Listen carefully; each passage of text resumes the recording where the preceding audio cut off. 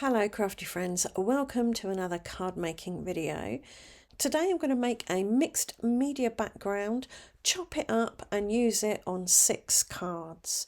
So to start with, I have an A4 piece of mixed media paper. This can handle pretty much anything you throw at it. It's a really robust paper.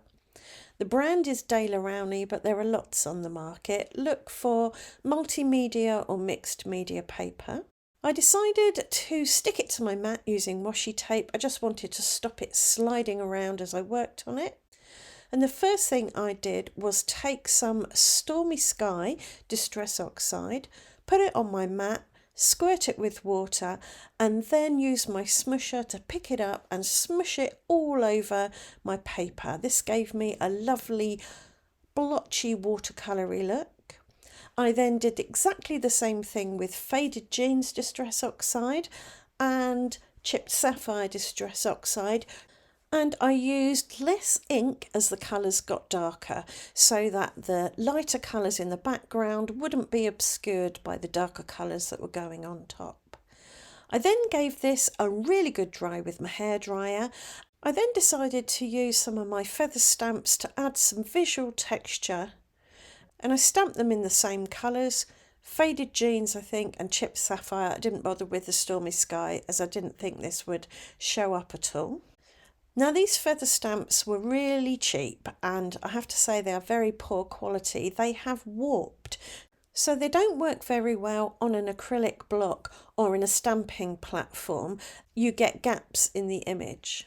They do, however, work if you just use your fingers and kind of press them down. So that's what I did in a random overlapping pattern. It wasn't critical to get perfect stamped image because, as I say, it's just for visual texture, just for interest, a kind of subtle pattern, a subtle message, and I'll explain a little bit about that in a minute. Once I'd done my stamping, I think I used 3 different feather stamps. I did some stenciling, and I used an unreadable scripty font stencil and Chipped Sapphire. Again, visual texture, interest, just something going on in the background. So this card is destined for my daughter who's about to leave for university, and I wanted to give her something meaningful, something encouraging, and something in her favourite colours. She loves blue, she's particularly fond of navy blue, and I chose feathers because I want her to spread her wings. And later on, I mix my metaphors and add some butterflies because butterflies are all about change, about metamorphosis, and this is going to be a big change for her. After I'd finished my stenciling, I spattered on some rose gold metallic watercolour. I thought the rose gold would contrast nicely with the blue colour. And then I dried everything with my hairdryer and got it ready for die cutting. So I chose a load of basic shape dies to die cut from. I only use one of these on my daughter's card. I will make the other cards and show you how they all turned out at the end of the video.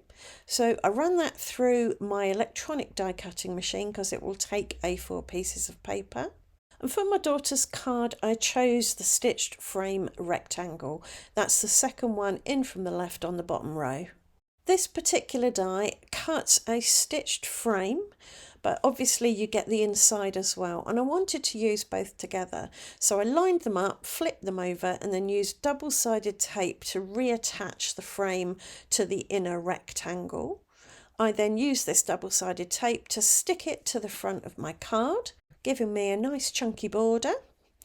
And then I wanted to cut some butterflies, as I mentioned earlier, and I thought about using some foiled card from my cardstock stock, but I decided I wanted to use that same rose gold that I'd spattered on, so I took some of the paint, coloured another piece of mixed media paper with it, dried it, added another coat, added a few splats of brown shimmer powder, dried it, and then I smushed on what was left of my mat. So it gave me that rose gold, but with some variation. It wasn't completely flat. Once I dried that, I die cut out my butterflies. I've got 3 butterflies. These are my current favourite butterfly dies. They're so pretty and just the right size for the size cards I make. I wanted to give the die cuts a bit of definition around the edge, so I took walnut stain Distress Oxide and added just a tiny bit around the edges of the butterflies with a finger dauber. And then I glued them on the left hand side of the card, fluttering up the front, with the largest one in the middle. For my sentiment, I wanted to put a kind of bespoke quote on it. And this is a quote by Anaïs Nin. And it says, "Life shrinks and expands in proportion to one's courage." And I just thought that was a lovely bit of encouragement that I could give my daughter as she sets off on this new adventure. So I typed that out on my typewriter on some copy paper. I then cut it out in a long strip and added a thin bit of double-sided sticky to the back. Next, I chopped it down into individual words and stuck them on some spare leftover double-sided adhesive release paper so that I could work with them really easily. They were a bit tall, there was a bit too much space underneath the words, so I cut a sliver off of each, and then I just transferred them from the release paper to their final resting place on the card, and I put them in a higgledy-piggledy fashion down the right hand side of the card, where they kind of balance out the butterflies, I think. To finish off the card, I used some Nouveau drops in Copper Penny. I gave the butterflies some little copper drop bodies because they looked a little bit naked without anything there, but I didn't want to give them full-on butterfly bodies and heads and antenna and things, so I think the Copper Penny drops work quite well. And then I added a few more drops to create the impression of a butterfly trail. And that was this card done. Rightio, here is the card that I just made. Very pleased with how this has turned out. I think it will serve its purpose well. So here we have the tag shape. I added 3 butterflies again, fluttering up the card from small to biggest. For my sentiment, I chose a happy birthday. This is a Julie Hickey foilable. I didn't foil it, I just left it black.